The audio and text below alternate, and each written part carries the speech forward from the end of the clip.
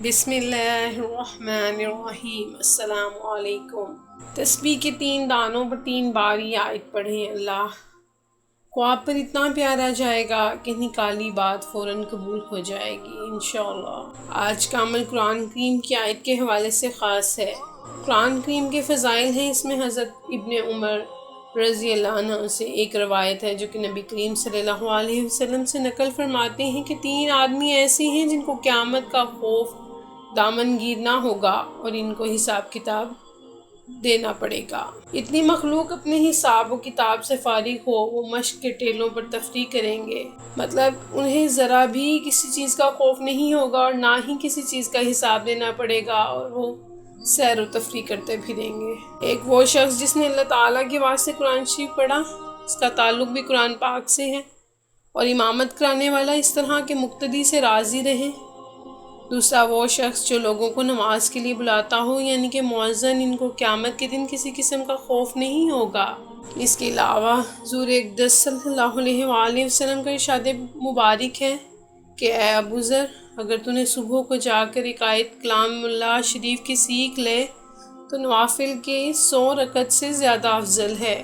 قرآن کریم کی ایک آیت کا پڑھنا اتنا افضل ہے کہ اگر آپ 100 رکعت نوافل ادا کریں تو اس سے زیادہ افضل یہ ہے کہ آپ قرآن پاک کی ایک آیت کو صبح سے پڑھنا شروع کر دیں۔ اس کے علاوہ ابو ہریرہ سے روایت ہے کہ نبی کریم صلی اللہ علیہ وآلہ وسلم سے نقل ہے کہ جو شخص 10 آیتوں کو تلاوت کسی رات میں کرے، اس رات میں غافلین میں شمار نہیں ہوگا۔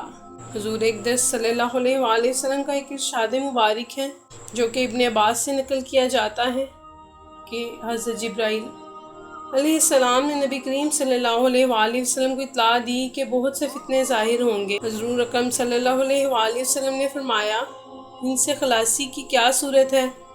تو انہوں نے فرمایا، قرآن پاک۔ جو انسان قرآن شریف اپنی مشکلات کا حل ڈھونڈتا ہے تو کبھی فتنے میں نہیں پڑے گا۔ حضور صلی اللہ علیہ وآلہ وسلم فرماتے ہیں کہ جو شخص قرآن پاک کا ایک حرف پڑھے، اس کو 10 نیکیوں کے برابر نیکی ملتی ہے۔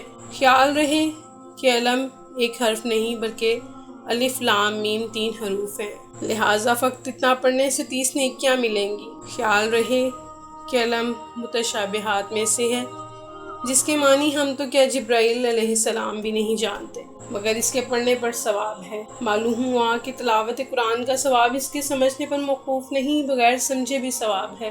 رسول اللہ صلی اللہ علیہ وآلہ وسلم نے فرمایا، تم قرآن پڑھو، اس لیے کہ قرآن قیامت کے دن اپنے پڑھنے والوں کے لیے سفارشی بن کر آئے گا۔ سبحان اللہ۔ آج کا وظیفہ کسی وقت بھی کر سکتے ہیں۔ پاک صاف جگہ پر بیٹھ کر باوضو حالت میں اس وظیفے کو کرنا ہے۔ اول و آخر 3 مرتبہ درود پاک پڑھنے کے بعد ایک تسبیح لے کر اس پر 3 مرتبہ ایاک نعبد و ایاک نستعین پڑھنا ہے۔ انشاءاللہ دیکھیں گے جب وہ 3 مرتبہ آپ کا وہ عمل پورا ہو جائے گا، پھر اللہ تعالیٰ سے اپنی حاجت کو طلب کرنا ہے۔ جب اپنی حاجت کو طلب کریں گے تو اللہ تعالیٰ آپ کی حاجت کو فوراً قبول کریں گے، کیونکہ اس میں اللہ تعالیٰ کی وحدانیت ہے۔ اس کے حوالے سے منقول کیا جاتا ہے کہ یہ مقاصد دینوی اور دنیاوی دونوں کے حوالے سے بہت خاص ہے۔